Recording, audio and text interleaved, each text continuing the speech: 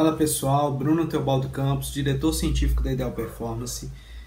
E hoje eu estou aqui para trazer mais um estudo para vocês, mais uma evidência científica sobre a prescrição do treinamento relacionada ao controle da recuperação durante a prescrição.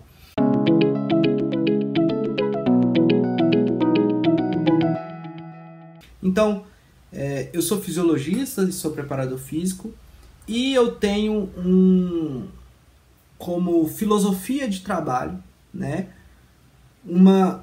tanto uma prescrição baseada em evidências. Então eu tendo a buscar na literatura argumentos para minha prescrição, quanto eu tento, dentro da minha prescrição, coletar dados para poder saber se a minha prescrição está indo no caminho a qual eu espero. Então eu estudo muito sobre monitoramento da carga, monitorar as respostas à carga e o que eu estou prescrevendo, o que me gera uma necessidade de coletar dados.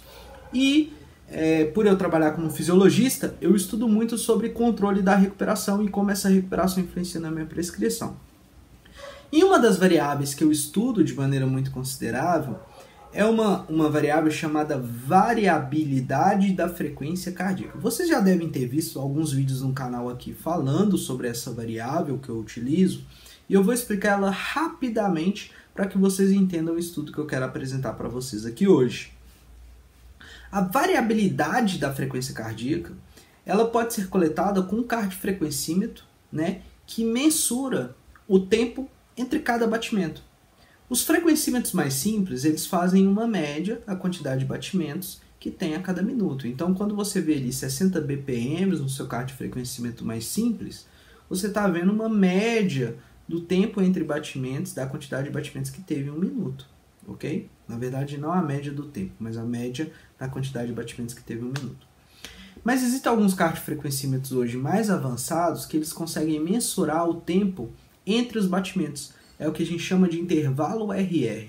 Então, numa curva ali de despolarização e repolarização do coração, do tecido cardíaco, que leva a que haja contração e relaxamento, ou seja, batimento, existe um tempo a cada batimento. Isso é controlado pelo nosso sistema nervoso central. Um braço do nosso sistema nervoso central que é chamado de sistema nervoso autônomo. Autônomo porque nós não temos controle voluntário dele. Ele é involuntário. E dentro desse sistema nervoso autônomo, alguns nervos são chamados de simpático, que libera adrenalina, é o que ajuda a gente a se movimentar, a produzir energia, a produzir movimento. É chamado de a relação de fuga ou luta. E existe um outro braço, que são nervos relacionados ao sistema nervoso autônomo parasimpático, relacionado à recuperação, aquele momento da digestão, momento onde você não precisa produzir muito movimento, onde você não precisa liberar muita adrenalina. Um desses nervos, o sistema nervoso, está ligado no coração e controla o batimento cardíaco.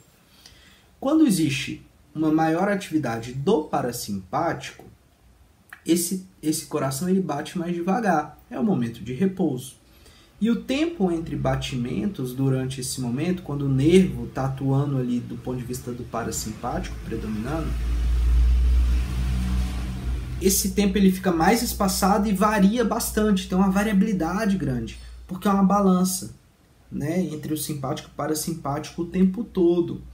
Quando o simpático está predominando, esse tempo fica mais curtinho, eu aumento a minha frequência cardíaca e fica mais como se fosse uma linha reta, menos variável. Então a variabilidade da frequência cardíaca é como se eu estivesse num eletrocardiograma vendo quanto esse tempo entre batimentos está variando. E isso me ajuda a entender recuperação, porque em situações de recuperação reduzida, essa variabilidade reduz, porque eu tenho uma maior liberação de adrenalina, por exemplo, uma maior atividade simpática no repouso, e aí eu tenho a variabilidade é afetada porque eu estou com uma recuperação necessitando de um tempo maior de recuperação. Vamos para a evidência, já expliquei rapidamente a variabilidade. Esse estudo, ele verificou a resposta do sistema nervoso autônomo em diferentes protocolos de treinamento de força. A pessoa treinava força e media a variabilidade depois do treino de força. Então ele mensurou 4 tipos de treinamento de força. Um treinamento de força tradicional, um treinamento de força até a falha muscular, ou seja, eu não conseguia executar mais nenhuma repetição, cheguei no máximo. Um treinamento com pausa entre repetições e um treinamento com pausa entre blocos de repetições até eu alcançar a falha muscular. E o que ele percebeu é que quando eu fazia um treinamento com pausa entre repetições, né, e com pausa entre blocos de repetição, que poderia chegar à falha, mas eu tinha pausa entre blocos, eu tinha um menor impacto no sistema nervoso parasimpático depois desse treino. Ou seja, é normal depois da gente fazer um exercício que o nosso sistema nervoso simpático fique mais ativo, porque a gente precisa de uma atividade elevada metabólica após o esforço para recuperar aquilo que foi desgastado durante o exercício. Porque a gente precisa de uma maior concentração de cortisol, uma maior concentração de adrenalina, para que haja recuperação das reservas energéticas, para que haja uma sinalização inflamatória, para recuperar tudo que foi desgastado ali pelo exercício. E quando o treinamento de força era executado nesses métodos de intervalo de recuperação entre repetições, né, entre blocos, ele reduzia esse impacto, o sistema nervoso parasimpático reduzia menos pós-esforço e o simpático aumentava menos. A modulação ali ela ficava menos perturbada.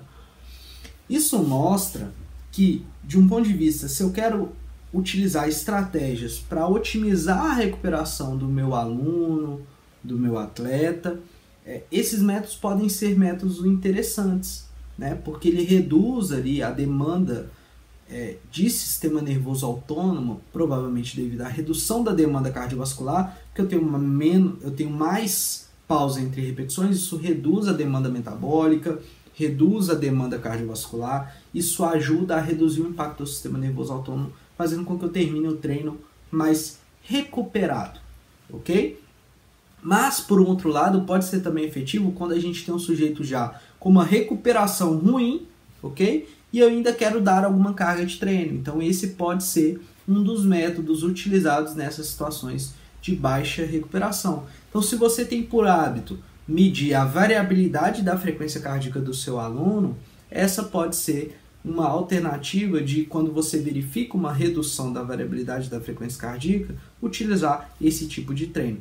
Se você quiser saber mais sobre esse método, tem um curso meu sobre esse tema, que está no nosso canal. Basta acessar o link na descrição aí do nosso site e verificar as condições sobre esse curso, ok? Muito obrigado. Se vocês gostaram do vídeo, gostaram dessa evidência, deixa a sua curtida, compartilha com seus colegas, se inscreve no canal e espero vocês no próximo vídeo.